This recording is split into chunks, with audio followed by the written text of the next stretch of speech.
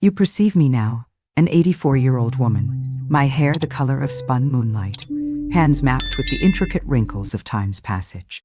But beneath this placid surface, unseen, lies a narrative I've carried like a second skeleton, heavy and silent.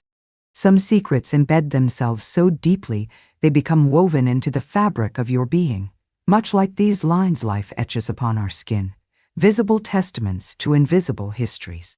Before I unspool this thread, allow me this small comfort, knowing who listens from afar. Please, share in the comments where these words find you. Your presence, marked by a subscription or a simple like, helps diminish the profound solitude of bearing this weight after so many decades. It offers immeasurable strength. Thank you. My beginning was in 1941, in Riverdale, a hamlet nestled deep in rural Virginia, so diminutive it barely registered as a speck on most maps. Life then adhered to rigid, unspoken codes. Young women from respectable families, and ours, headed by the region's sole pharmacist, was considered such, navigated carefully prescribed boundaries. We didn't venture out unaccompanied, modulated our voices to remain unobtrusive, and certainly didn't entertain ambitions deemed too large for our station. We existed within parameters established by others. My father dispensed medications in quiet authority from his pharmacy downtown. My mother curated our modest home and supplemented our income by providing piano lessons to the daughters of other good families. Ours was a life characterized by simplicity, underscored by the constant refrain of dignity and, above all, respect. Helen, conduct yourself with respect. Helen, speak respectfully. Helen, ensure your attire reflects respectability. These were the pillars upholding my upbringing. I was 18 when Anthony Wilson entered my carefully circumscribed world, appearing like a figure from a different reality at the 4th of July church picnic in 1959. He possessed an aura distinct from the local young men I knew. Having studied in the state capital, his conversation flowed with references to ideas and places I'd only encountered within the pages of the few magazines that occasionally found their way to Riverdale. More significantly, perhaps fatally, he was the sole heir of Mr. Jerome Wilson, proprietor of Wilson Textiles, undeniably the wealthiest, most influential man in our small county. When Anthony commenced his courtship, the undisguised envy amongst my peers was palpable, mirrored by the barely contained pride radiating from my parents. The pharmacist's daughter betrothed to the textile magnate's son, it became the consuming topic of local gossip, whispered over teacups and checkerboards. The courtship itself was brief, lasting only 6 months. Engagements in that era rarely lingered. I confess, I was utterly swept away, dazzled by the prospect of a life lifted from the glossy pages I secretly devoured. A future promising comfort, elevated social standing, perhaps even improbable journeys to the capital city itself. A young woman's naive fantasy. Little did I comprehend how swiftly such dreams can curdle, transforming into suffocating nightmares when one least expects the shift. The first inkling of unease surfaced during my initial formal introduction to Anthony's family. A peculiar chill settled deep in my stomach, something colder, sharper than simple pre-wedding jitters. Their residence, perched commandingly atop the town's highest hill, was the most imposing structure for miles, its expansive views a constant reminder of their dominance. Ascending the wide, intimidating entrance staircase, my legs trembled so violently I feared I might stumble, betraying my profound sense of inadequacy. Mrs. Cecilia Wilson, Anthony's mother, received me with a frosty politeness that offered no genuine warmth. A woman perpetually swathed in black mourning attire since the death of her first husband, Mr. Jerome being her second, she subjected me to a meticulous head-to-toe appraisal, her gaze sharp, critical, like a factory foreman evaluating flawed merchandise. Yet, it was Mr. Jerome's scrutiny that elicited the first true shiver of apprehension, a feeling I lacked the vocabulary or experience to name back then. He was, by local standards, an imposing figure, tall, impeccably dressed, his thick, carefully groomed mustache twitching slightly when he offered a smile that never quite reached his eyes.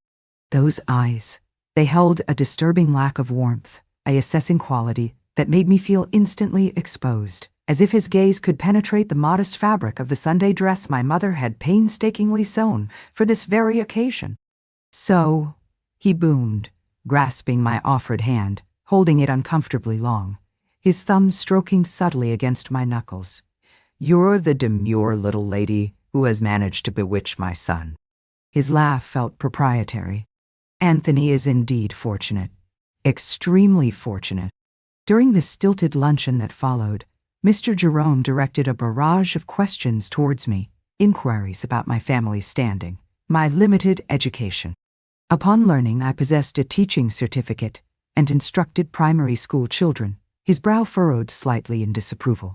"Naturally, you'll relinquish that position upon marrying," he stated, the words phrased not as a question, but as a thinly veiled directive. "A woman of the Wilson family has no need for outside employment." Anthony, seated beside me, merely offered a passive nod of agreement, making no attempt to defend my aspirations or autonomy. In the ensuing weeks, with our engagement formally announced, my presence at the Wilson mansion became a near-daily requirement. Mrs. Cecilia undertook the task of properly preparing me for my future role as a wife deemed worthy of her son. I spent countless hours learning the intricacies of managing a large household staff, the protocols for receiving important visitors, the appropriate manner of dress and deportment expected of a true lady within their elevated social sphere. It was during these protracted visits, often under the guise of instruction or selection of wedding trousseau items, that Mr. Jerome began engineering opportunities to be alone with me. Initially, his comments seemed harmless, bordering on avuncular, albeit laced with unsettling possession, remarks about my youthful prettiness, repeated assertions of Anthony's good fortune. Gradually, however, the compliments grew bolder, more personal, shifting towards observations about my figure, commentary on how specific dresses accentuated my form. A knot of anxiety tightened within me. I consciously attempted to avoid solitary encounters, navigating the mansion's labyrinthine corridors strategically. Yet Mr. Jerome proved adept at orchestrating proximity, always armed with a plausible pretext. "Helen, my dear, come admire the latest silks arrived directly from New York. We must select the perfect fabric for your wedding gown." Or, "Helen, allow me to show you the Wilson family jewels, heirlooms destined to be yours one day." Physical contact began subtly, almost deniably, a hand lingering fractionally too long on my shoulder during a conversation, fingers brushing deliberately against my arm while ostensibly pointing out some detail. A farewell embrace held for an uncomfortably extended duration. Unease warred with self-doubt. Was I misinterpreting his actions? Was this merely the overly familiar manner of an older, powerful man accustomed to commanding attention? He was, after all, universally respected, a pillar of the community. Who would possibly lend credence to my word, should I dare voice my discomfort? Who would risk incurring the wrath of the formidable Jerome Wilson, based on the uncertain feelings of a young, relatively insignificant woman? The situation escalated significantly when Anthony was required to travel to New York for 2 weeks on factory business. On the evening preceding his departure, Mr. Jerome made a pointed declaration in front of both Anthony and Mrs. Cecilia, his tone ostensibly reassuring, yet carrying a chilling undercurrent only I perceived. "Do not trouble yourself, my son, rest assured. I shall take excellent care of your lovely little fiancée during your absence." On the 3rd day following Anthony's departure, Mr. Jerome unexpectedly appeared at my family's home. It was a sweltering February afternoon in 1960. My mother was occupied giving a piano lesson in the parlor. My father remained at the pharmacy. He entered bearing a neatly wrapped package, his smile radiating false benevolence. "I've brought you a small gift, Helen," he announced smoothly. "A rather special bolt of fabric just arrived from the capital. I thought perhaps we could drive over to the factory premises. You could drape it, see how beautifully it might fashion into a dress." My heart began hammering against my ribs. A visceral reluctance seized me. Go alone with him? To the deserted factory? Yet, how could I possibly refuse my future father-in-law, the town's most influential figure, without causing offense, without jeopardizing the impending marriage my family so desperately desired? My mother, emerging from the parlor upon hearing his voice, was so visibly flattered by his unexpected visit that she effectively propelled me towards the door alongside him. "How exceptionally kind of you, Mr. Jerome. Helen, dear, fetch your purse quickly now. Don't keep your future father-in-law waiting." The drive to the textile mill felt interminable, each mile stretching into an agonizing eternity. Seated beside him in the plush upholstery of his expensive automobile, I felt trapped, suffocated. He filled the silence with talk of business dealings, enumerated the Wilson family's extensive influence reaching even the state capitol, reiterated relentlessly how incredibly fortunate I was to be marrying into such a prominent, powerful lineage. Upon arriving at the sprawling factory complex, I noted its unnerving emptiness. Being a Sunday, only a skeleton crew of security personnel remained on duty. He guided me towards the fine fabrics warehouse, situated at the far end of the main production building. "This," he explained grandly, gesturing towards rows of neatly stacked bolts, "is where we store the exclusive imported materials, pieces not shown to ordinary clientele." He ushered me inside, then, deliberately, pointedly, locked the heavy metal door behind us. My God, the sharp, definitive click of that key turning in the lock. That sound remains embedded in my nightmares, echoing across the decades even now. It was within the dusty confines of that cavernous, isolated warehouse that the violation occurred for the first time. When my initial shock gave way to a terrified attempt to scream, his large hand clamped roughly over my mouth, stifling the sound, his face inches from mine, whiskey-tinged breath hot against my skin. And he uttered the words that would effectively become the bars of my invisible prison. Words burned forever into my memory. "Nobody will ever believe you against me. I am Jerome Wilson. If you breathe a single word of this to anyone, I will personally ensure the wedding is canceled. Your family's reputation utterly destroyed. Your father will find himself unable to sell another aspirin in this town. Your mother will be destroyed. Our mother will lose." Returning home later that afternoon, numb, violated, I locked myself securely in my bedroom and wept until my eyes were raw, until no tears remained. I felt irrevocably soiled, profoundly humiliated, utterly betrayed, not just by him, but by Anthony's absence, by my parents' oblivious pride, by the societal constraints that rendered me powerless.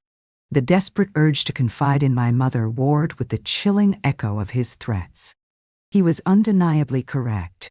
Who would dare challenge the word of the powerful Jerome Wilson, based on the hysterical accusations of a young woman whose family's entire future now rested upon his goodwill? I became adept at inventing excuses to avoid further visits to the Wilson mansion, pleading illness, citing fictional obligations. But how could I sustain the charade indefinitely? How could I explain my sudden aversion to the family poised to elevate our own social standing? How could I possibly reveal to Anthony that the father he revered, the man whose approval he constantly sought, was, in reality, a predatory monster? And the most terrifying question, what if Anthony refused to believe me? What if familial loyalty compelled him to side with his father, leaving me utterly alone, ostracized, ruined? Anthony returned from his business trip laden with gifts, seemingly oblivious to the internal turmoil consuming me. For me, he presented a delicate pearl necklace and earring set, heirlooms purported to have belonged to his grandmother. "A pre-wedding gift for my beautiful bride," he declared, embracing me. The hug, which should have felt comforting, secure, instead felt like the tightening of chains. The subsequent weeks passed in a blur of forced smiles and mounting dread. Wedding invitations were dispatched from the printers in the capital. The church underwent elaborate floral decoration. And with each passing day, I grew thinner, paler, the strain manifesting physically. My carefully constructed wedding dress required repeated alterations as my weight dwindled. My mother clucked sympathetically, attributing my decline solely to prenuptial jitters. "All brides experience nerves before the big day, dear," she'd reassure me blithely, adjusting pins, oblivious to the true source of my distress. And throughout this period, Mr. Jerome continued his insidious campaign, finding fleeting moments to issue veiled threats, his touch lingering possessively, reminding me constantly, subtly, that I remained utterly within his power. "Once you are officially my son's wife," he whispered conspiratorially, during one particularly unnerving encounter, ensuring no one else could overhear, "we shall undoubtedly find opportunities for more private meetings. After all," he added with a chilling wink, "we will be family then, won't we?" The wedding ceremony took place on a sweltering June day in 1960, held within the hallowed walls of Riverdale's main church. The entire town seemed to be in attendance, eager witnesses to the union of the town's most prominent families. I walked down the aisle, clinging to my father's arm, feeling not like a radiant bride embarking upon a joyous future, but like a condemned prisoner marching towards the gallows, my profound despair carefully concealed beneath the delicate lace of the bridal veil. During the solemn vows, my gaze inadvertently fell upon Mr. Jerome seated prominently in the front pew, beaming with the manufactured pride of the benevolent patriarch everyone perceived him to be.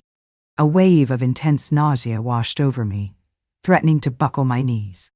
Following the reception, Anthony and I moved into a newly constructed house Mr. Jerome had commissioned for us, situated conveniently close to the main Wilson mansion.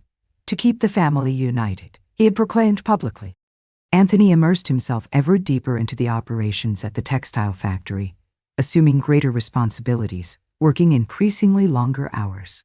And I found myself effectively imprisoned within the beautifully appointed walls of our new home. Each day, a torment of anxious waiting, dreading the inevitable moment the front door would unlock, dreading the sound of Mr. Jerome's heavy footsteps approaching, utilizing the duplicate key he retained for emergencies. Can you truly fathom the texture of those days?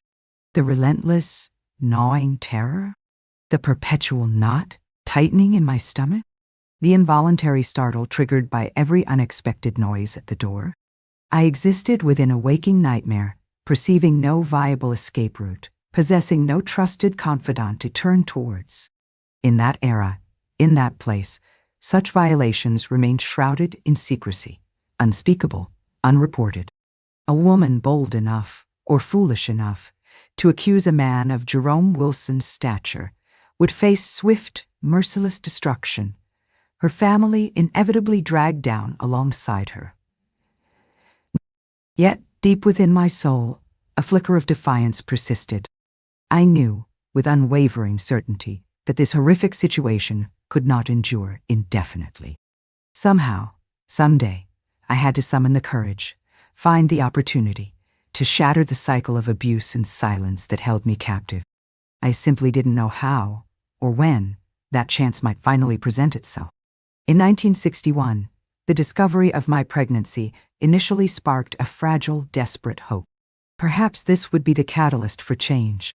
When I shared the news with Anthony, his reaction was pure, unadulterated joy. He embraced me tightly, tears welling in his eyes, rendering him momentarily speechless. "We're going to be a proper family now, Helen," he finally whispered, his hands resting gently, reverently, on my still flat abdomen. Seeing his genuine happiness, I allowed myself a tentative, authentic smile for the first time in what felt like an eternity.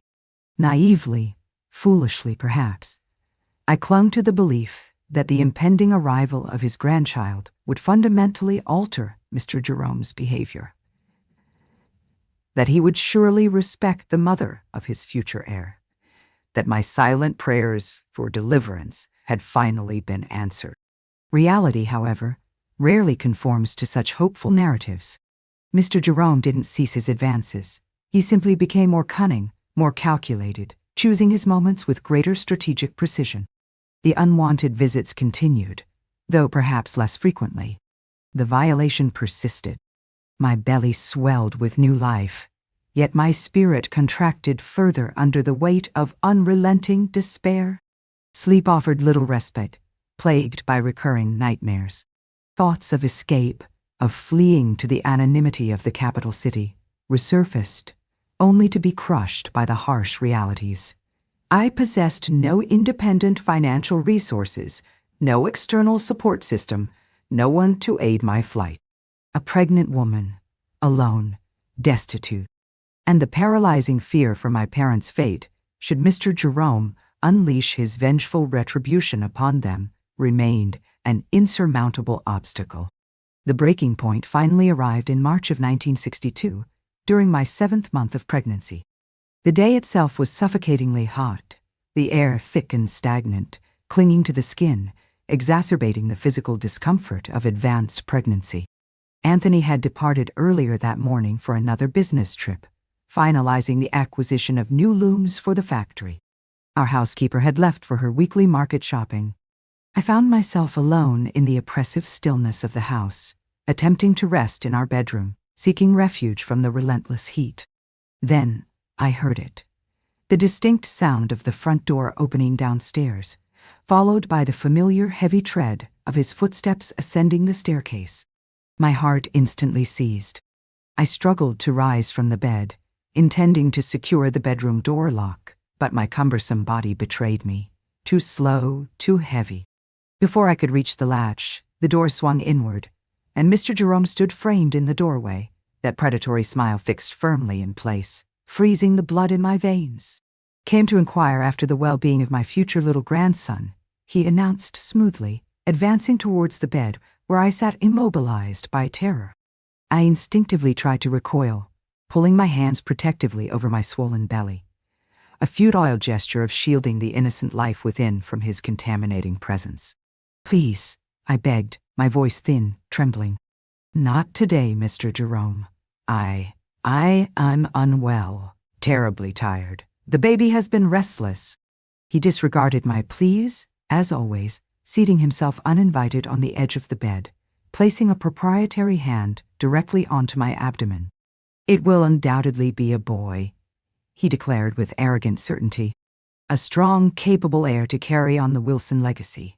You are fulfilling your designated role admirably, Helen."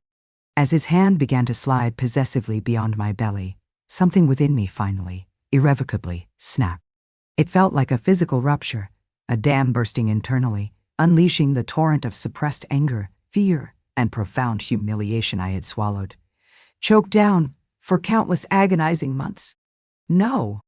The word erupted from me, raw, guttural, fueled by a strength I hadn't known I possessed. I forcefully shoved his hand away. "Enough! If you dare touch me inappropriately again, I swear I will reveal everything. To Anthony, to Mrs. Cecilia, to the entire town." He merely chuckled, a cold, dismissive sound that chilled me to the core. "And who, precisely, do you imagine will believe you?" he countered mockingly. "It becomes merely your word against mine. The hysterical accusations of a hormonal young woman versus the steadfast reputation of a respected community leader. You will succeed only in destroying your family, ruining your marriage. And for what outcome? To be ostracized, pointed at on the street, branded as delusional or worse." His eyes glittered maliciously as the calculating her own father. At that precise, desperate moment, as if orchestrated by some long, silent divine intervention, the bedroom door swung open once more. Anthony stood there, returned unexpectedly early from his trip, intending, no doubt, to surprise me. His initial expression upon witnessing the scene, his father seated intimately on our marital bed, his hand having just been forcefully pushed away from my pregnant belly, registered as profound confusion. That confusion rapidly morphed into dawning suspicion as his gaze shifted towards my tear-streaked face, the palpable terror radiating from me. "Father?" he questioned, his voice unnervingly quiet, controlled. "What exactly are you doing here?" Mr. Jerome rose smoothly, calmly adjusting his suit jacket, attempting to project an air of nonchalant paternal concern. "Merely checking on the well-being of your lovely wife and my future grandson, Anthony. Surely you appreciate my solicitude." Anthony ignored him, his focus entirely on me now. He approached the bed slowly, his eyes searching mine. "Helen, what is transpiring here? Why are you weeping?" He saw the truth then, I believe. Perhaps it was the raw terror reflected in my eyes, perhaps some long-suppressed intuition finally surfacing. I glanced towards Mr. Jerome, saw the silent, menacing warning in his stare. But the dam had broken. The truth, suppressed for so long, surged forth uncontrollably. Your father, I sobbed, the words tumbling out in a torrent. He has been visiting me whenever you are away. He touches me, Anthony, inappropriately. It began even before our wedding. At the factory warehouse, here, in our home. Whenever I am alone. Anthony's face underwent a chilling transformation. The color drained completely, replaced by a sudden, intense flush, suffusing his skin. An expression of pure, unadulterated fury contorted his features, rendering him almost unrecognizable. He turned slowly, deliberately, towards his father. "Is this true?" he demanded, his voice dangerously low, tight with controlled rage. Mr. Jerome attempted one final bluff, clinging to his facade of offended dignity. "Of course not, my son. Your wife is clearly distraught, overwrought, hormonal no doubt, due to the pregnancy. I have consistently demonstrated only appropriate paternal affection towards her. You know this, liar.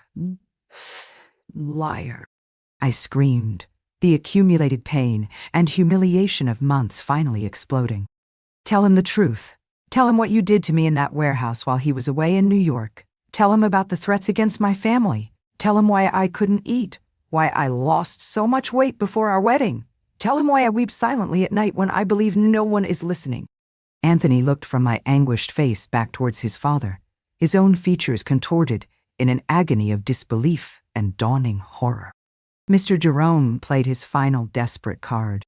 "My son," he appealed, his voice attempting reason, "are you truly going to prioritize the hysterical accusations of this overwrought young woman over the unwavering word of your own father? The man who constructed this entire empire for your benefit? Who has always placed the Wilson family name and legacy above all?" It was at that critical juncture that the bedroom door opened for a third time.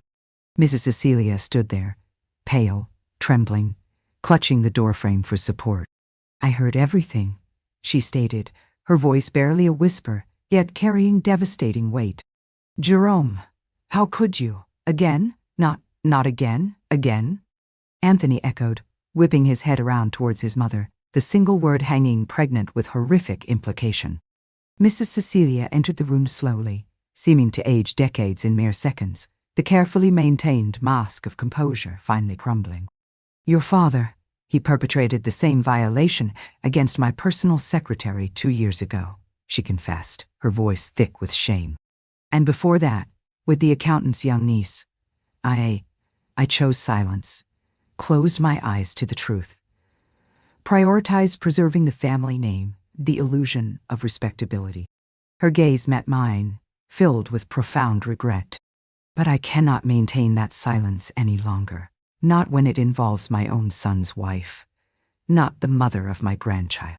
What transpired next felt like a seismic event, an earthquake shattering the foundations of our lives, simultaneously destroying the old order while paradoxically clearing space for something entirely new, something potentially authentic to emerge from the ruins. Anthony, with a roar of pure primal fury I never knew he possessed, lunged at his father. Mr. Jerome, stunned by the unprecedented rebellion from his perpetually obedient son, reacted too slowly. The two men grappled violently, crashing across the bedroom floor, amidst overturned furniture and shattering glass. Mrs. Cecilia screamed hysterically, pleading for them to cease. I remained paralyzed on the bed, instinctively shielding my belly, terrified for the baby's safety, for Anthony's well-being, acutely aware that regardless of the immediate outcome, our lives had been irrevocably altered. The brutal struggle ended only when Mrs. Cecilia, summoning an unexpected reserve of authority, physically interposed herself between them. "Enough!" she commanded, her voice ringing with uncharacteristic force. "Jerome, leave this house immediately. You are no longer welcome here. Not now, not ever, nor anywhere my son and I choose to reside." Mr. Jerome, sporting a bleeding lip, his expensive suit jacket torn, glared at us all with venomous hatred. "You will all regret this decision. Mark my words. Without me, without my financial support, without the power of my name, what are you? Absolutely nothing." Anthony, breathing heavily, staggered to his feet. "Get out of my home," he ordered, his voice low, dangerous. "Out of my life. And if I ever learn you have come near my wife again, I will not be held accountable for my actions." After Mr. Jerome finally departed, slamming the front door violently behind him, an oppressive silence descended upon the room, seeming almost too heavy to bear. Anthony slowly approached the bed, kneeling beside me, gently taking my trembling hands in his. "Why, Helen?" he whispered brokenly, tears tracing paths through the dust on his cheeks. "Why didn't you confide in me sooner? All this time, you suffering this torment entirely alone." I was terrified. I finally replied, the truth raw, exposed. Terrified you wouldn't believe me, terrified of his power, of what he might inflict upon my family. Terrified, I choked back a sob, of losing everything. "Forgive me," he murmured, bowing his head, his tears falling onto our clasped hands. "I should have perceived the signs, should have protected you better." Mrs. Cecilia joined us then, sitting tentatively on the other side of the bed, her usually composed features ravaged by pain and self-reproach. "The fault rests heavily upon me as well," she admitted quietly.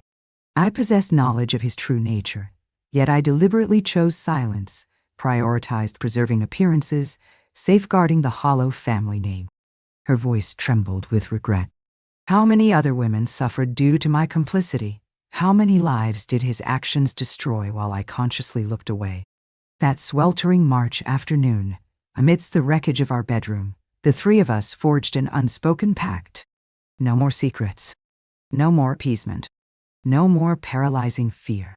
The following morning, Anthony departed early, heading directly to the family's longtime legal counsel. Not, as Mr. Jerome undoubtedly anticipated, to orchestrate a cover-up, but to initiate formal legal proceedings. He sought justice. He demanded protection, not only for me, but for any other women his father might target in the future. News of the rift, the accusations, spread through the small town of Riverdale like wildfire. Secrets of such magnitude proved impossible to contain within its tight-knit, gossip-fueled confines. Predictably, opinions polarized. Some staunchly defended Mr. Jerome, the town's powerful benefactor, dismissing the allegations as slanderous lies. Others, however, emboldened by our actions, began tentatively speaking out. Other women, previously silent, sharing their own harrowing experiences of his abuse. Mrs. Cecilia, shedding the societal constraints that had bound her for decades, emerged as an unexpected pillar of strength.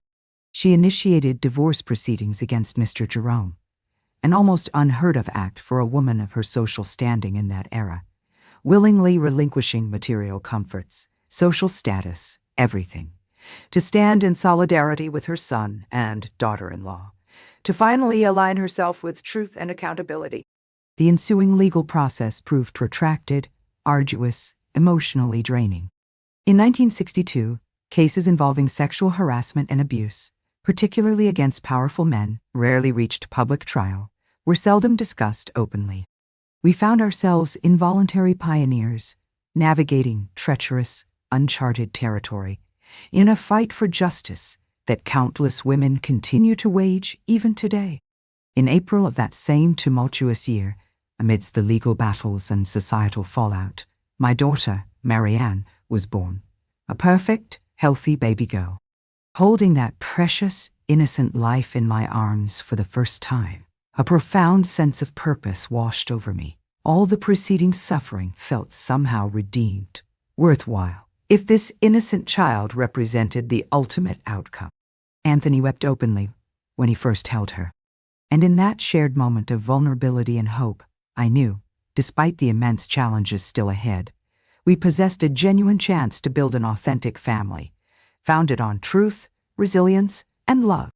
Mr. Jerome's trial commenced in October 1963. 5 women, including myself, bravely took the stand, testifying against him under intense public scrutiny. The social pressure exerted upon us was immense. We endured veiled threats, subtle attempts at bribery, public accusations of being liars, opportunists, traitors to the community. Yet, we remained resolute, supporting one another. Ironically, the most damning evidence against Mr. Jerome came from his own ex-wife. Mrs. Cecilia presented meticulously kept diaries spanning years, documenting dates, names, specific incidents of abuse she had either witnessed directly or learned about indirectly, transgressions about which she had maintained a complicit silence for far too long. My silence rendered me complicit in his crimes, she stated clearly before the judge, her voice unwavering. I cannot undo the past harms, but I can contribute towards shaping a future where men like Jerome Wilson are no longer permitted to abuse their power with impunity. Mr. Jerome Wilson was ultimately convicted and sentenced to 5 years in prison. At the time, the verdict felt like a monumental victory. Looking back now, decades later, I recognize the sentence was woefully inadequate, considering the profound, lasting damage he inflicted upon so many lives. But within the societal context of 1963, the mere fact that a man of his wealth and social standing faced conviction for such crimes represented a revolutionary, albeit small, step forward. His conviction, however, marked only the beginning of our family's protracted journey, not its conclusion. Wilson Textiles, deprived of its founder and figurehead, floundered. Anthony assumed leadership, but many long-standing clients distanced themselves, wary of associating with the scandal-tainted Wilson name. Suppliers tightened credit lines. Orders dwindled. Employees faced layoffs, causing economic hardship for numerous local families. For a considerable period, paradoxically, we became perceived as the villains by many in Riverdale, blamed for the town's economic downturn. Yet, we persevered. More significantly, we began the arduous process of rebuilding our lives, our relationships, upon more solid, more truthful foundations. Anthony and I had to painstakingly relearn trust, navigate the complexities of forging an authentic marriage from the ruins of deceit and trauma. It proved incredibly difficult. There were nights consumed by tears, days shrouded in painful silence, moments when the weight of it all felt insurmountable, threatening to shatter the fragile progress we had made. Mrs. Cecilia moved in with us, transforming into a devoted, present grandmother for Marianne, and, later, for our 2 sons who followed. She never remarried, dedicating the remainder of her life to her family and, surprisingly, to nascent social activism. Inspired by her own experiences, she founded one of the region's first support groups for women survivors of domestic violence, courageously using her own story as a testament to the fact that silence only perpetuates suffering. That explosive confrontation in our bedroom on that hot March afternoon served as the catalyst, the violent beginning of a long, transformative battle, a battle that would irrevocably alter the course of our lives in ways we could never have foreseen. But crucially, it was a battle we were finally waging together, openly, liberated from the paralyzing grip of secrets and fear. I was only 21 years old when the foundations of my world shattered. A young woman thrust violently into adulthood, forced to confront profound betrayal in the most painful way imaginable. Yet, paradoxically, also a woman beginning to discover her own latent strength, finding her authentic voice after years spent suffocating in enforced silence. Following Mr. Jerome's trial and subsequent conviction, continued life in Riverdale proved untenable. The weight of public scrutiny, the whispers, the overt hostility from those loyal to the Wilson name or impacted by the factory's decline became unbearable. The factory itself teetered on the brink of bankruptcy. Suppliers refused credit, clients defected en masse. The once respected Wilson name had become synonymous with scandal and ruin. In May of 1964, just months after the seismic political shifts occurring nationally, we arrived at the most challenging decision of our lives. Anthony returned home one evening from the struggling factory, his shoulders slumped, defeat etched onto his features. The remaining creditors were closing in. Closure felt imminent. That night, huddled together at the familiar kitchen table long after the children, Marianne, now 2, and our infant son, Peter, only 6 months old, were asleep, we acknowledged the unavoidable truth. It was time to leave Riverdale behind, to seek anonymity, to attempt a genuine fresh start elsewhere. We liquidated what few remaining assets we possessed, the grand Wilson mansion where Mrs. Cecilia still resided, our own smaller house, the residual factory equipment sold for salvage value. Gathering the meager proceeds, we departed for Boston, Massachusetts, a large, distant city where we hoped to become anonymous faces in the crowd, where the long shadow of our past wouldn't constantly hound us. We embarked upon this new chapter essentially penniless, carrying only suitcases filled with clothes and the heavy burden of our shared history. Starting over from absolute scratch proved daunting.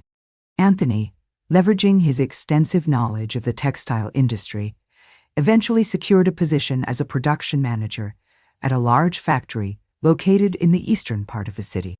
It represented a significant step down from his previous role as heir apparent, a stark transition from owner to employee, from residing in a mansion to inhabiting a cramped, two-bedroom apartment situated in a working-class neighborhood. Mrs. Cecilia, demonstrating remarkable resilience, accompanied us. At 58, she faced the challenge of adapting to a vastly different lifestyle, stripped of the social status and material comforts she had known her entire adult life. The initial months in Boston felt overwhelming, terrifying. The incessant noise of the city, the relentless pace, the pervasive anonymity, it presented a stark contrast to the quiet isolation of Riverdale. Having never held outside employment during our marriage, initially due to Mr. Jerome's explicit prohibition, later due to pregnancy and childcare responsibilities, I now needed to find ways to contribute financially. I began utilizing the sewing skills I possessed, initially taking in small alteration and repair jobs from neighbors.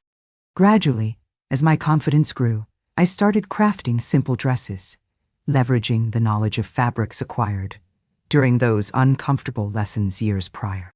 A neighbor, impressed with my work, introduced me to the owner of a small boutique located downtown. This connection led to my first significant commission, 10 custom dresses for her shop. Anthony, supportive despite his own long hours, helped me acquire a second-hand industrial sewing machine. Our small apartment living room transformed into an impromptu workshop during evenings and weekends. We worked side by side, he meticulously cutting patterns, me hunched over the machine stitching seams, Mrs. Cecilia lending her expertise with intricate finishing touches while simultaneously caring for the young children. It was an exhausting existence, characterized by relentless work and minimal rest. Yet, paradoxically, there existed a profound, quiet satisfaction in collectively building something new, something entirely our own, brick by laborious brick. Throughout this period of rebuilding, the fear that our carefully concealed past might somehow resurface remained a constant, low-level hum beneath the surface of our daily lives. We adopted Mrs. Cecilia's maiden name, Smith, deliberately leaving the tainted Wilson name behind in Virginia. When interacting with new acquaintances, we offered vague, deliberately sanitized accounts of our previous lives. We relocated from rural Virginia, we'd state simply, seeking better opportunities in the city. In 1968, my deepest fear materialized in the form of a phone call that sent ice water sluicing through my veins. It originated from a former Riverdale neighbor. Helen, her voice crackled with unwelcome news. I felt you should be informed. Mr. Jerome secured early release from prison, reduced sentence, cited good behavior.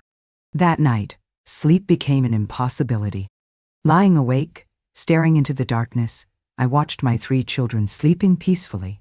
Marianne, now 6, Peter, 4, and Richard, our youngest, just 2 years old. A paralyzing terror seized me. What if Jerome sought revenge? What if he managed to locate us? What if he attempted to harm my innocent children? Anthony did his best to soothe my anxieties. We're residing in Boston now, Helen, he reasoned gently. A vast, anonymous metropolis. The likelihood of him discovering our whereabouts is minuscule. And even if he did, he added firmly, we are no longer that intimidated, powerless family from Riverdale. We possess strength now. We face challenges together. Intellectually, I understood his logic. Yet, the visceral fear lingered, an unwelcome shadow perpetually lurking at the edges of my consciousness. Nightmares featuring Jerome's menacing presence became frequent occurrences. I grew hesitant to venture out alone, constantly scanning crowds, scrutinizing unfamiliar faces. The ghost of Jerome Wilson, though physically hundreds of miles distant, continued to exert a chilling power over my psyche. It was Mrs. Cecilia, once again demonstrating her quiet strength, who provided the necessary intervention. One afternoon, sensing my escalating anxiety while the children were at school and Anthony at work, she sat beside me in our cluttered living room workshop.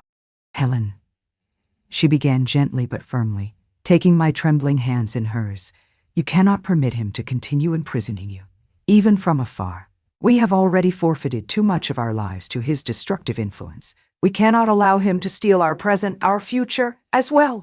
She then produced a small, folded newspaper clipping, an obituary notice from the Riverdale local paper. "Jerome Wilson, 65, former textile industrialist, passed away yesterday following an apparent heart attack. The body was interred in the municipal cemetery without the presence of family members. He died utterly alone, Helen," Mrs. Cecilia stated quietly. "Devoid of family, abandoned by friends, stripped of the empire he ruthlessly constructed. It is truly finished now. He is gone." Reading those stark, final words, unexpected tears streamed down my face. Not tears of sorrow, certainly not tears of joy. Tears of profound cathartic relief. Liberation. The monstrous figure dominating my nightmares had finally, irrevocably, vanished. It felt as though an immense physical weight had been lifted from my shoulders, allowing me to breathe freely for the first time in decades. In the subsequent weeks, a noticeable shift occurred within me. I began sleeping more soundly, smiling more readily, rediscovering simple pleasures I had long forgotten. The taste of a leisurely Sunday morning breakfast, the infectious sound of my children's laughter echoing through the apartment, the warmth of the sun on my face during walks in the nearby park. My small home-based sewing business continued to flourish. I hired 2 additional seamstresses, recent immigrants themselves, to manage the increasing volume of orders. Anthony, witnessing the tangible success of our endeavor, began seriously contemplating leaving his factory management position to join me full-time, pooling our complementary skills. In 1969, we took the audacious leap that would have seemed utterly inconceivable just a few years prior. We officially established our own clothing manufacturing company. Our initial premises consisted of a modest rented warehouse space in Brooklyn, a far cry from the imposing scale of Wilson Textiles. We commenced operations with 3 second-hand industrial sewing machines and an abundance of shared determination. Anthony capably handled the administrative and sales aspects, while I focused on design and overseeing production. Mrs. Cecilia, despite being well into her 60s, remained an invaluable asset, supervising the growing team of seamstresses and ensuring meticulous quality control. The early 1970s ushered in a period of burgeoning optimism for our family and our fledgling business. The factory prospered, capitalizing on the growing demand for domestically produced fashion, fueled partly by national campaigns promoting American style. We expanded our production capacity, transitioned from solely supplying small boutiques to fulfilling orders for larger department stores, hired additional employees, invested in upgraded equipment. It felt as though finally, after years adrift, we were charting a course towards genuine stability and success. Then, in 1972, an unexpected invitation arrived, one that threatened to disrupt the carefully constructed anonymity we had cultivated. A prominent Boston women's magazine sought to feature emerging female entrepreneurs in an upcoming article. One of their journalists had apparently purchased a dress manufactured by our company and, impressed by its quality and design, wanted to interview me, Helen Smith, the company's founder, to share my entrepreneurial journey. Panic instantly seized me. How could I possibly recount my story without revealing the traumatic past we had painstakingly endeavored to leave behind in Riverdale? Anthony and I engaged in intense discussions throughout that night. A significant part of me vehemently resisted, desperate to preserve the safe, anonymous existence we had carefully built. Yet, another part, a part steadily gaining strength, felt a compelling urge to speak, to finally claim my narrative, to be heard authentically. The decisive factor emerged from an unexpected source. Marianne, then 10 years old, inadvertently overheard snippets of our hushed, anxious conversation.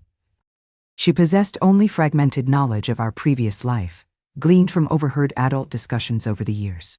"Mommy," she inquired innocently, entering the kitchen where we sat talking in low voices, "why do you always seem hesitant to talk about where we came from before Boston? Did we do something wrong?" Her simple, guileless question struck my heart like a physical blow. What unintended lessons were we imparting to our children through our own fear-driven secrecy? That they should feel ashamed of a past for which they bore no responsibility? That silence and evasion represented the optimal strategies for navigating painful truths. The following morning, I contacted the journalist and formally accepted the interview request, stipulating one crucial condition.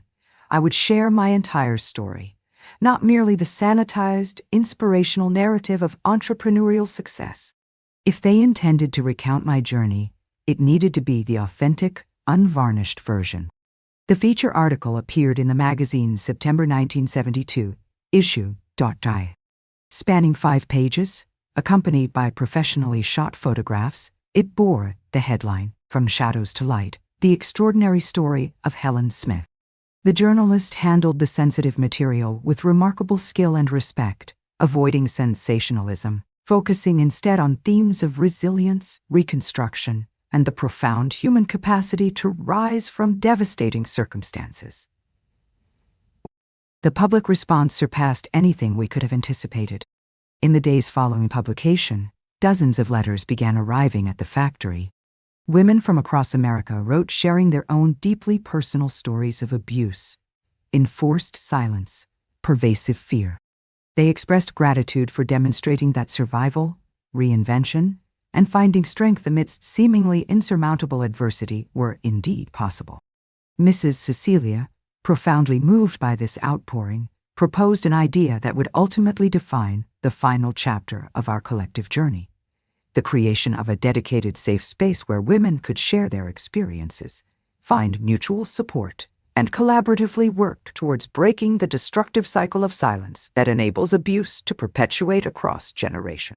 "We cannot alter the past, Helen," she stated with quiet conviction, "but we can purposefully utilize our experiences to positively impact the future for other women." Thus, in January 1973, the Helen Center for Women's Support officially opened its doors, initially operating from a small converted room situated at the back of our bustling factory. Once a week, on Wednesday evenings, women began gathering there. The initial group comprised only 5 or 6 attendees. Soon, however, word spread, and the number grew into the dozens. Within that safe, supportive environment, women shared their harrowing stories, articulated their deepest anxieties, expressed their paralyzing fears, but also, crucially, shared nascent hopes, tentative plans, celebrated small, hard-won victories. Even during subsequent years, when societal suspicion sometimes cast shadows upon such gatherings, we persisted, occasionally disguising the meetings as innocuous sewing circles or craft workshops. In truth, that description wasn't entirely inaccurate. Collectively, we were teaching one another how to painstakingly restitch lives torn asunder by violence, how to skillfully sew new futures from the salvaged remnants of what remained. The ensuing years unfolded as a period of significant growth, both personally and professionally. The factory continued to thrive, employing over 50 individuals by 1975. The Helen Center expanded its operations, relocating to its own dedicated building in 1974, broadening its services beyond emotional support groups to include pro bono legal assistance, vocational training programs, and crucially, subsidized daycare facilities for the children of women needing to enter or re-enter the workforce. Marianne, our eldest, grew up immersed in this environment of advocacy and support. By 15, in 1977, She actively volunteered at the center, supervising the children's play area, while their mothers attended meetings. Anthony, who had initially harbored reservations regarding our public exposure, evolved into a staunch, vocal advocate for the cause. When occasionally challenged by other men questioning his involvement, he wouldn't hesitate to state firmly, "This isn't merely a women's issue, it's a fundamental issue of human rights and dignity." Mrs. Cecilia lived long enough to witness the center celebrate its 5th anniversary. She passed away peacefully in her sleep in 1978, at the age of 72. Her final instructions requested no somber mourning attire or black wreaths at her memorial service. "Celebrate the life I ultimately embraced," she had conveyed in her final days. "Especially celebrate the latter part, the portion I consciously chose to live authentically." By the late 1970s, reflecting upon the immense distance we had traveled, it felt difficult to reconcile the terrified young woman who fled Riverdale decades earlier with the woman I had become. Years spent rebuilding in the relative anonymity of Boston, years dedicated to healing and advocacy, had been transformative.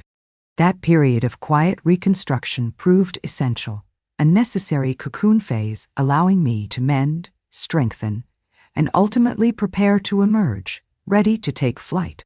The fear never entirely vanished, of course. Scars remain, reminders that time softens, but rarely completely erases profound trauma. Certain dates on the calendar, specific smells, unexpected sounds, they can still occasionally trigger fleeting flashes of the past. But I learned over time that true strength doesn't reside in the absence of fear. It lies in the conscious decision to move forward despite its presence. Those years of silence, that period of living, almost incognito in Boston while meticulously rebuilding our lives, proved fundamentally essential. It was within that imposed quietude that I discovered my authentic voice. It was within that apparent concealment that I unearthed the courage required to eventually reveal myself fully. As my wise mother-in-law, Mrs. Cecilia, often remarked during her final years, sometimes, temporary hiding is necessary for survival. But one cannot remain perpetually hidden if one truly desires to live. And living fully, not merely surviving, was the art we were finally, collectively, learning to master. Yet, life consistently retains the capacity for surprise, even when equilibrium seems finally attained. The circle initiated that traumatic afternoon in Riverdale. The narrative arc I believed largely concluded, still possessed one final unexpected turn. It arrived in 1985. Away. I was 44 years old then. Life settled into a comfortable, fulfilling rhythm.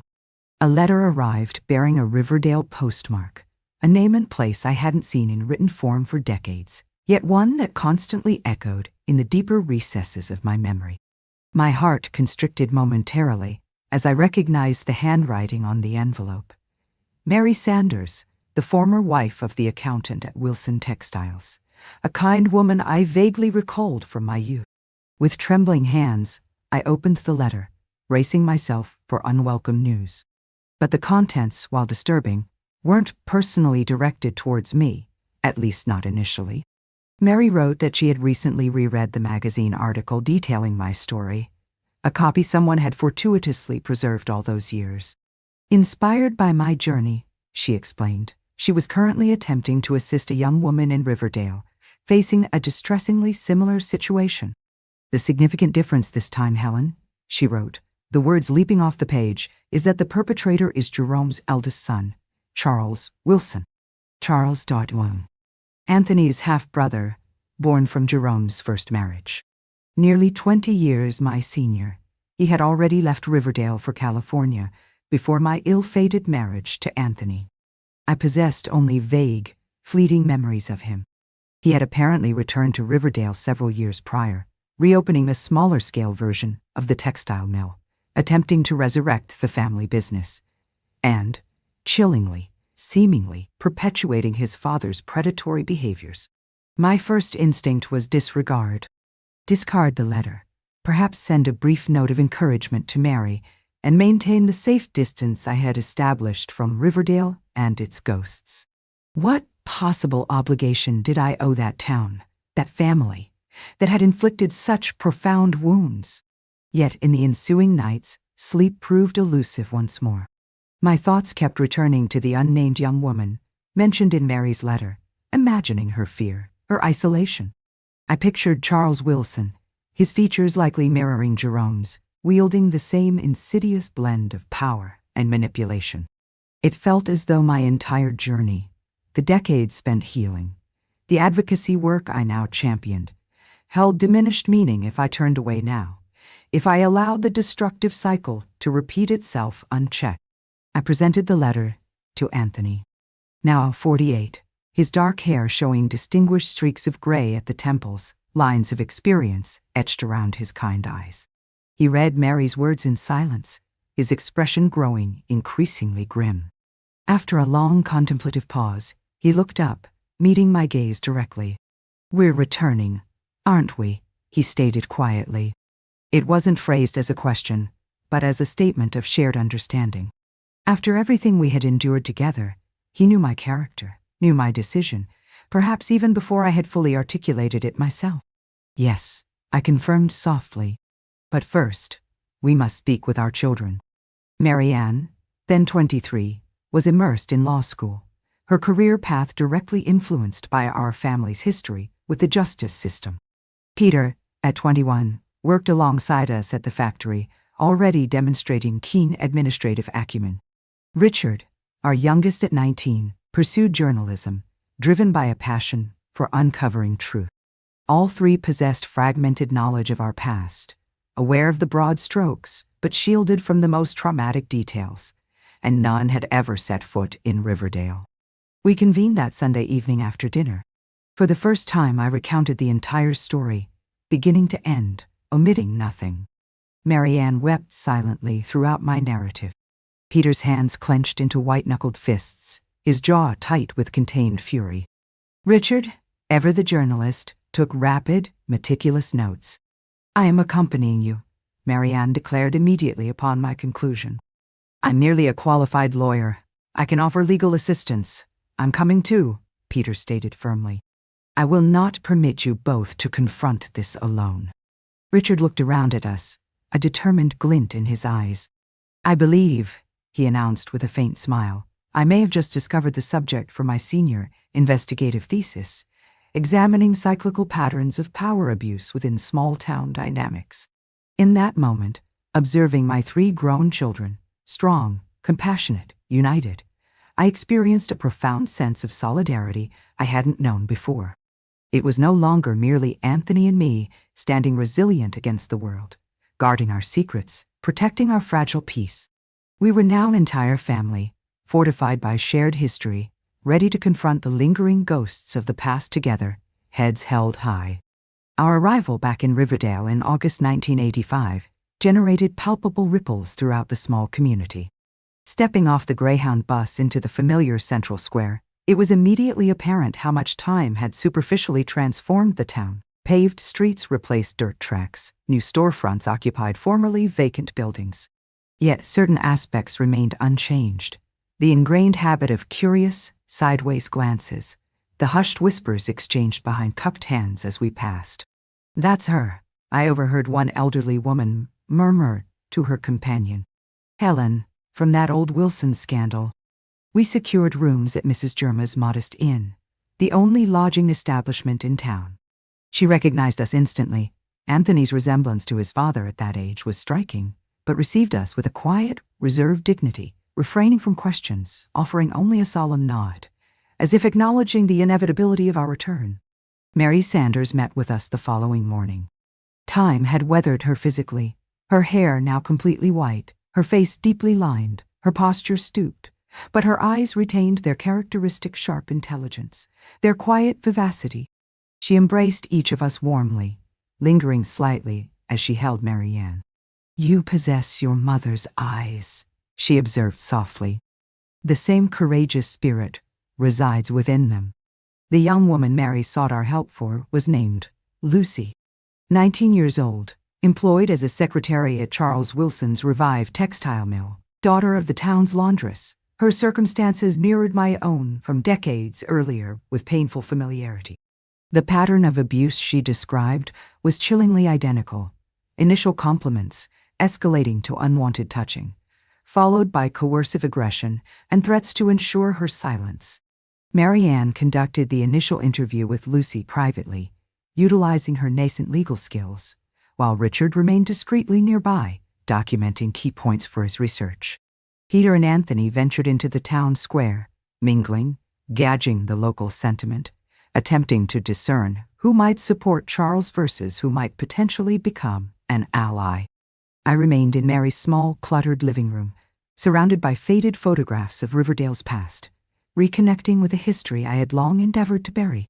"You know, Helen," Mary remarked thoughtfully, pouring us both tea, "opinion in this town remains divided regarding your family's history. Half perceive you as incredibly brave for speaking out back then. The other half still maintain you single-handedly destroyed Riverdale's most prominent family, consequently crippling the local economy." I managed a faint smile. "And your personal opinion, Mary?"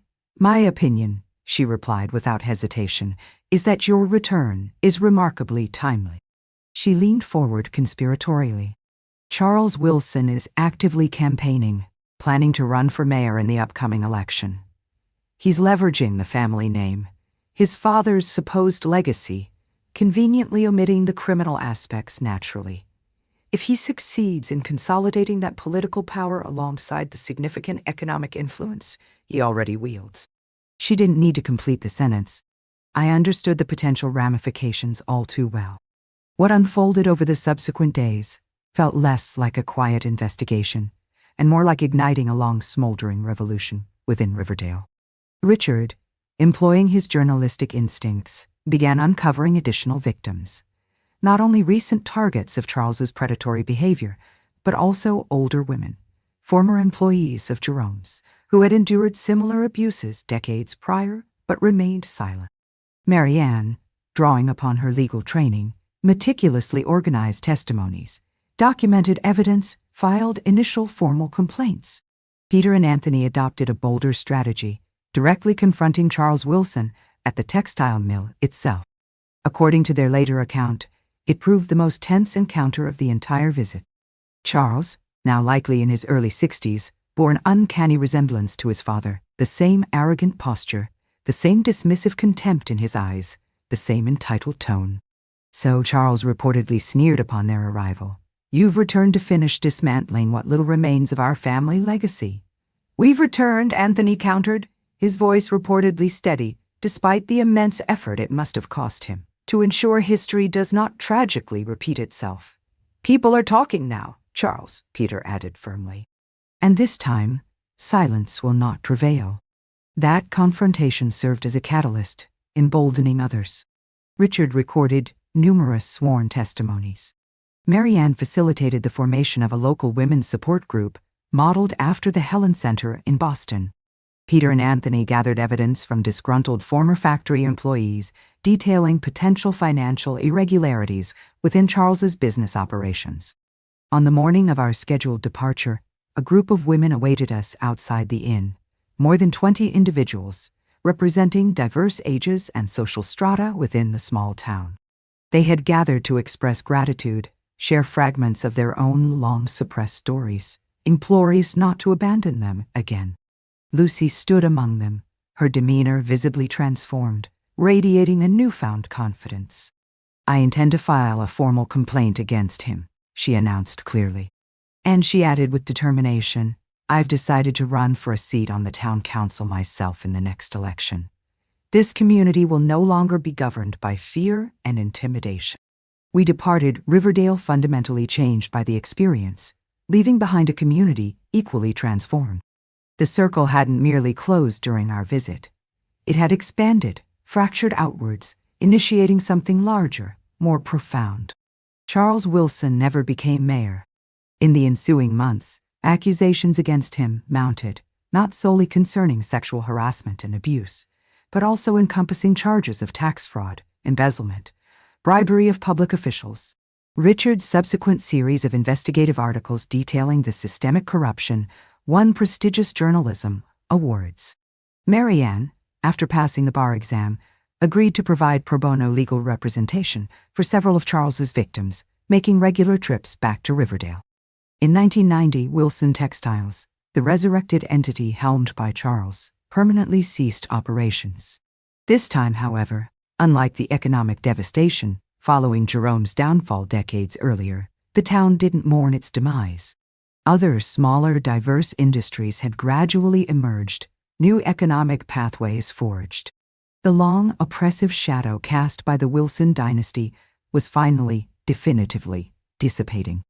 In the years that followed, I watched with quiet pride as my children forged their own paths, each carrying elements of our family's complex history into their chosen fields.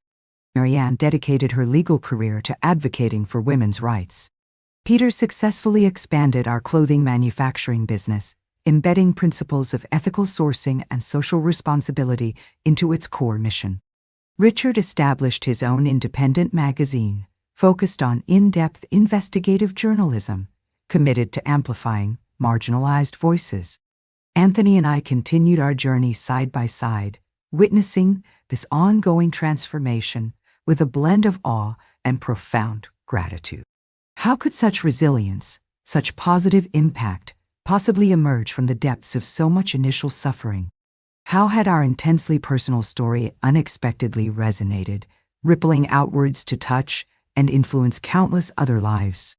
In 1995, at the age of 54, I received an invitation to deliver a keynote address at Boston University, discussing my experiences establishing and leading the Helen Center for Women's Support. The prospect felt daunting. I, who possessed barely a high school diploma, addressing university academics and students. Yet, standing on that stage, gazing out at the sea of young, intelligent faces, radiating eagerness for knowledge and positive change, the words flowed effortlessly, authentically. There arrive moments in our lives, I began, my voice steady, when silence appears to be the only conceivable path forward. Moments when we instinctively retreat, disappear within ourselves, simply to survive. I paused, meeting their attentive gazes. And then, there arise other moments, pivotal moments, when we come to realize that our own voice, precisely because it has remained silent for so prolonged a period, possesses a unique, potent strength when it is finally courageously unleashed. Over the subsequent 3 decades, I witnessed profound societal shifts, changes I never imagined possible during those isolating years in Riverdale. Women's movements gained unprecedented momentum. Laws protecting victims of abuse and harassment were enacted and strengthened. Society, albeit slowly, painfully, began confronting uncomfortable truths previously buried for generations. The Helen Center, the small support group born in the back room of our factory, flourished beyond my wildest expectations. Today, it operates branches across 5 states, annually serving thousands of women, offering not only crucial emotional support, but also comprehensive services, including professional training, legal aid, and temporary shelter.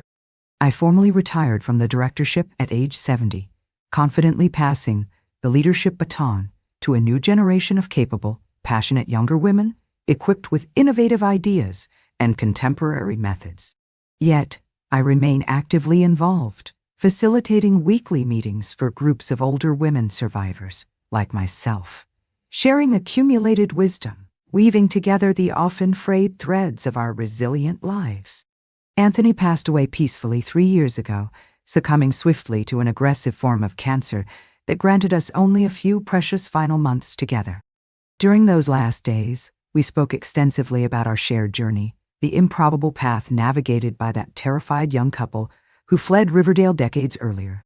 "You saved me, Helen," he whispered during one quiet bedside conversation, holding my now wrinkled hand tightly in his. "You saved our entire family when you summoned the extraordinary courage to speak the truth that fateful afternoon." "We saved each other, Anthony," I replied softly, knowing the sentiment was profoundly true. Today, at 84, I often reflect upon my life's trajectory, the improbable arc from victim to survivor to advocate. These hands, mapped with the intricate lines of age, have sewn countless garments, dried innumerable tears, both my own and those of countless other women. Penned memoirs, caressed beloved children and grandchildren. They bear the visible marks of a long life lived, just as my soul carries the invisible scars of profound trauma. People occasionally inquire, Mrs. Helen, after enduring everything you experienced, were you ultimately able to forgive? It remains a complex question, resistant to simple answers. Malice no longer resides within my heart. Harboring hatred for so many decades would constitute an unbearable burden. Yet, forgiveness, for me, does not equate to forgetting the severity of the transgressions, nor diminishing the profound impact they had. Instead, I believe I managed to transmute that immense pain into something larger than itself, something purposeful, akin to a precious fabric, torn and damaged, which, rather than being discarded, is skillfully reworked, repurposed, transformed into something entirely new, uniquely beautiful, inherently useful. You perceive me here today, an elderly woman with silver hair, hands etched by the passage of time. You might observe merely an old woman, recounting tales from a distant, perhaps unrelatable past. But what remains unseen, what only I truly comprehend, is that residing within this aging physical form still exists that frightened 18-year-old girl from Riverdale, that terrified young mother fleeing into the unknown, that determined 30-year-old woman starting over from nothing in Boston, that empowered 40-year-old activist finally discovering her authentic voice. All these versions, all these selves, are integral parts of who I am today. They have collectively brought me to this present moment. And for all of them, for all the other resilient women whose stories have intertwined with mine throughout these many years, I remain profoundly grateful for the time granted, for the arduous journey itself, which, despite its immense pain and suffering, I would not exchange for any other. Because ultimately, that is what we are, intricate tapestries of interwoven stories, cycles of experience perpetually closing and reopening, torn fabrics discovering new meanings, new beauties, new purposes in the ongoing act of creation and recreation.